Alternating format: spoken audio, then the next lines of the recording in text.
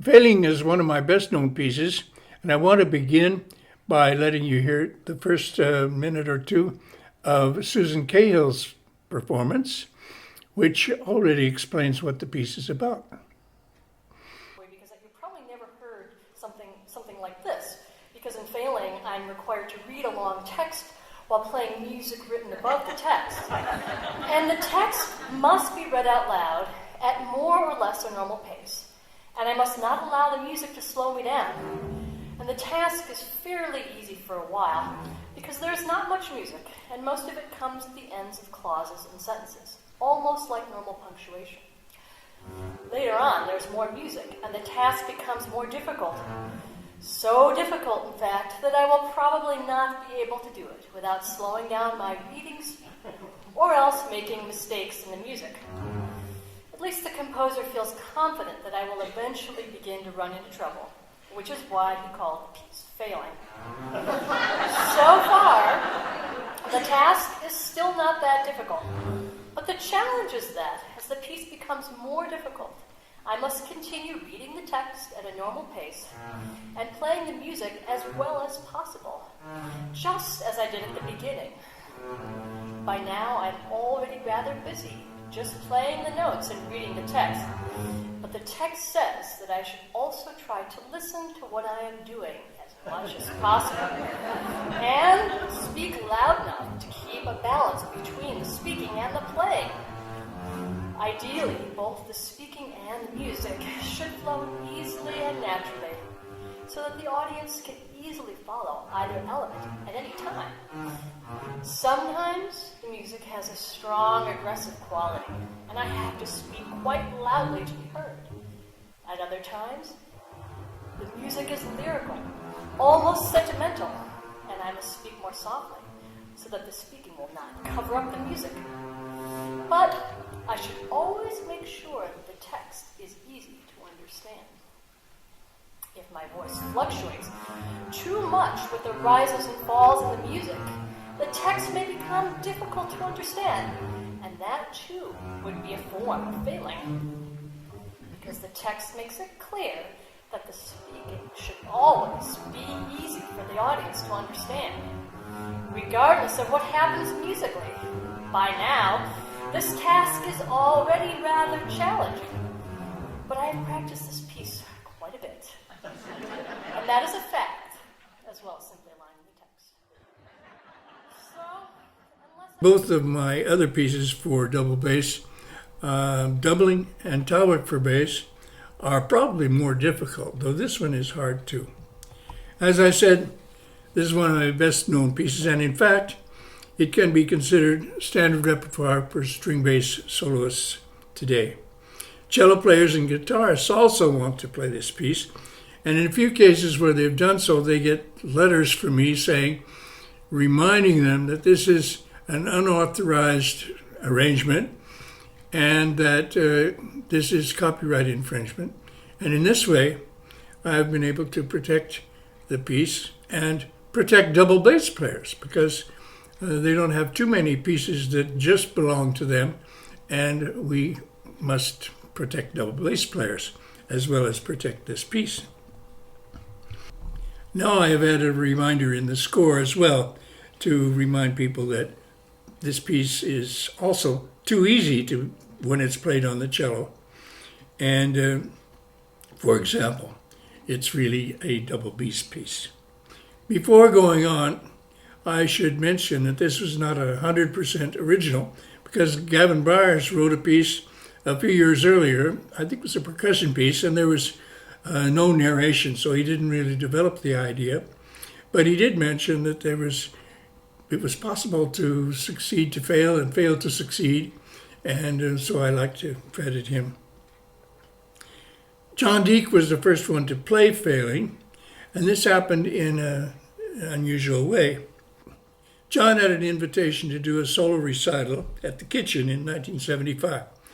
The Kitchen was just a little-known alternative space in New York, but it was already beginning to be a center for the newly evolving American minimalism. He decided to devote the whole evening to premieres for double bass solos. But he forgot to ask me to contribute something until just about a week before the concert. So I didn't have much time to think about it, but I had a sketch for failing for piano, which wasn't working very well. But I looked at that and I thought, hey, failing for double bass. And I was a critic for the Village Voice. I was used to writing text at that time. So the piece came together rather easily in a week, just in time for the concert. To everyone's surprise, it turned out to be the hit of the concert. And John started to program it in other places after that. And soon, the international bass soloist from California, Bertram Turetsky, found out about the piece and he started playing it. It was especially important for him because he had always avoided speaking in public because he tended to stammer and he had kind of a defect problem with that. But he found that when he did the text with failing, that he didn't have any problem. And in fact, he enjoyed it. So it was kind of a speech therapy for him as well as a musical challenge. And he started programming it everywhere across the United States, but also in Europe and even in Australia, because he was touring all the time at that point.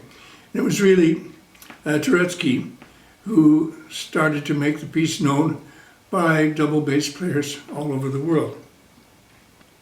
Soon Joel Leandro wanted to do a performance in French.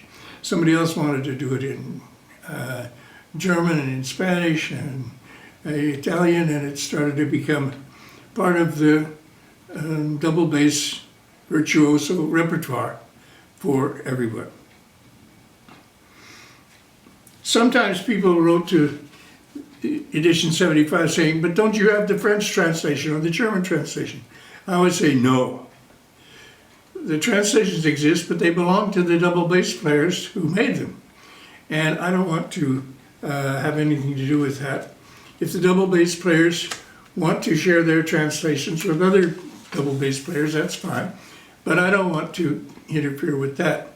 Besides, I feel that every interpreter should make their own translation because everybody has their own way of speaking and they need to speak French in their own way, not in somebody else's way. A good example of that is a guy who came to visit me when he was in Paris one day. He was Danish, but he wanted to meet me because failing had been a nice success for him. And the reason it was a nice success had to do with his translation. It seems that he grew up in a provincial area in northern Denmark, where they speak a kind of provincial dialect. And he knew this dialect, so he decided to do his translation in this dialect.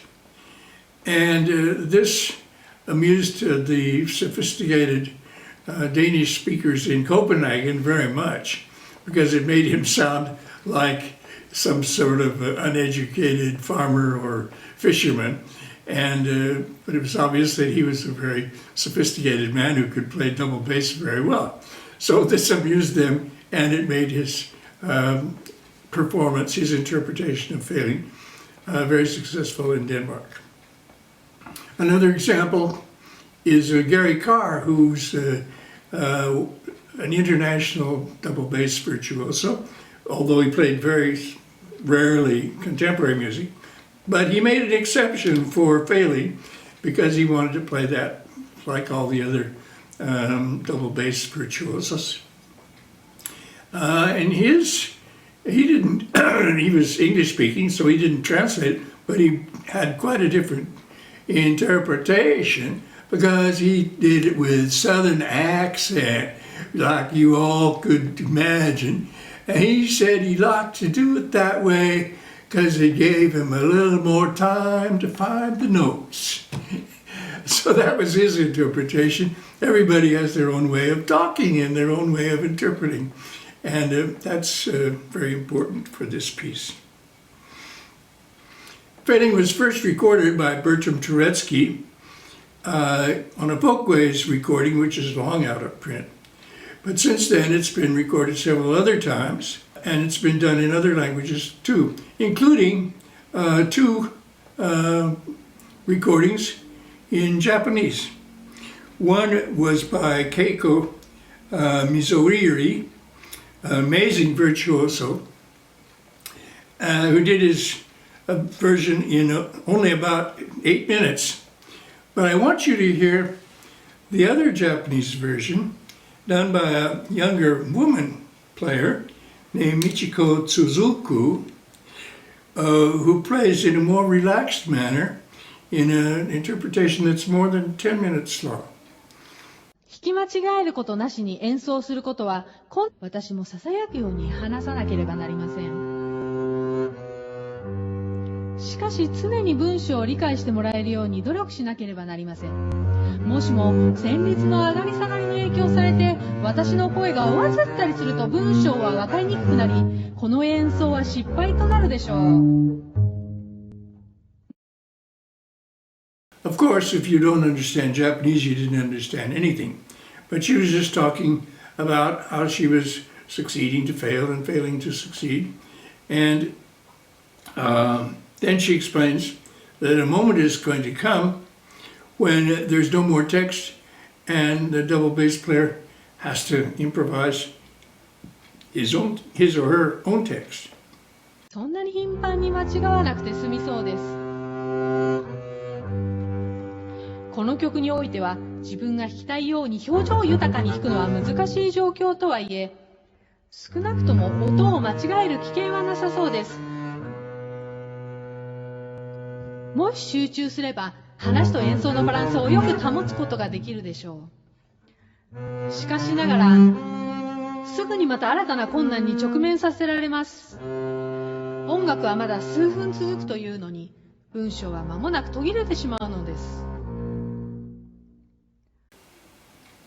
Of course, those of us who don't speak Japanese will never know how she improvised her way through that problem. But it doesn't really matter.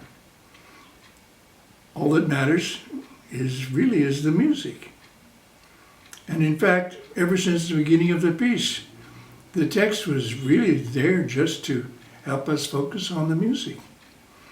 And for a good musician like Miss Tsuzuku, it's always the music that's important in whatever she plays. So let's just listen to the last minute of Miss Tsuzuku's performance and not pay any attention to the text, just listen to the music.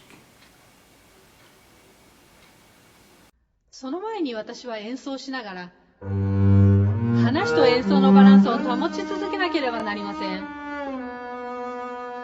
さらなるチャレンジとして私は書かれている文章とアドリブの間をスムーズによどみなくつなげて、一体どこからがアドリブだったのか皆さんには分からないようにしなければなりません。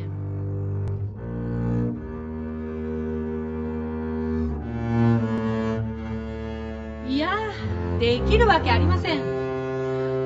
作曲家が仕掛けた罠にかからないよう果敢に挑んできましたが、この無茶な注文にはもううんざりです。成功でも失敗でもどちらでもいいからこの不条理劇を早く終わりにしたいところです。でもここへ来てなんだか気分が乗ってきたので、あと20分ほど演奏を続けたいと思います。冗談ですよ。